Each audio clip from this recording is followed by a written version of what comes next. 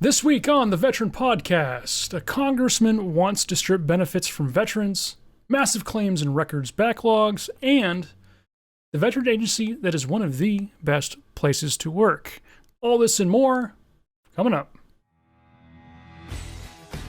You are listening to the Veteran Podcast, the podcast digging into important veteran-related topics, news, and resources.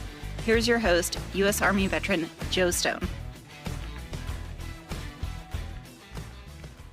Hey everyone, and welcome to the Veteran Podcast.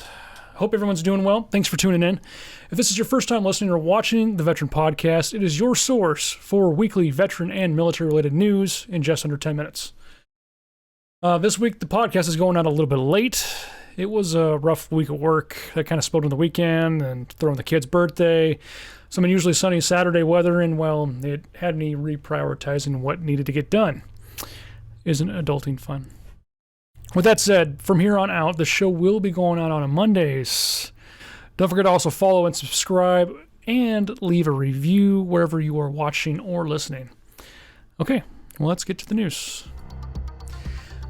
In this first story, a U.S. Marine Corps veteran and congressman from Arizona wants to strip benefits from veterans who participated in the attack on Congress, saying they no longer deserve payouts. In a letter to the Department of Veterans Affairs, the congressman said that education and vocational training and disability compensation, as well as VA healthcare access, should be stripped from them.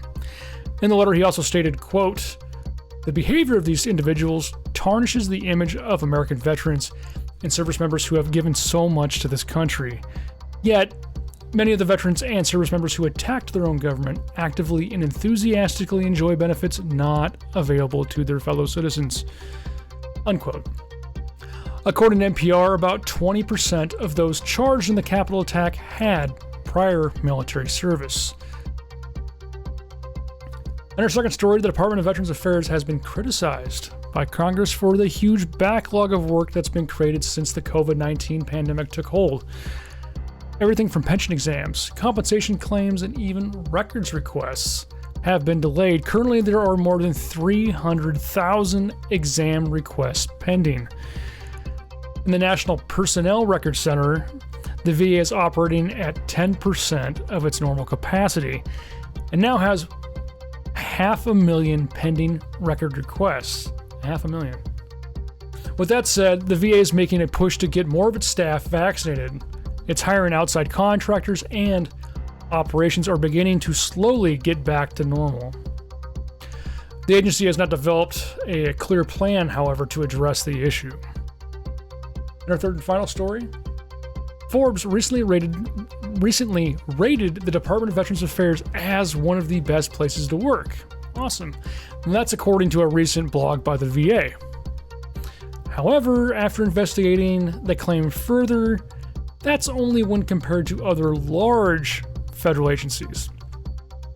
With a greater than 60% job satisfaction rate, the VA was rated 6th out of a list of just 17. So, somewhere in the middle. Not too bad, I guess. The top spot in the list, by a long shot, was NASA, with 80% satisfaction rate, and the lowest ranking agency being the Department of Homeland Security, with 52%. Now, for some tips and resources. Get ready! Starting this fall, student veterans and colleges will begin to get immediate chat access with VA claims staffers. The new online platform will allow veterans to ask questions about records and troubleshoot issues with payments. Normally, these things are handled through the mail, phone calls, and in-person meetings, generally something kind of slow. The VA says it's hoping the upgrade will speed up claims processing, but it won't be fully operational until the fall of next year sometime. Well, thank you for tuning in to the Veteran Podcast, the video and audio podcast with veteran news, tips, and resources in just under 10 minutes. Just a reminder, if you want to know more about the stories covered in this podcast, there are links in the episode description. Also, check out my new podcast, Joe to Joe, for the one-on-one interviews with other veterans. This next episode features a Marine Corps veteran who has put money where his mouth is and has created crayons ready to eat. For more information about Joe DeJoe and the Veteran Podcast, go to theveteranpodcast.com. We'll see you next week.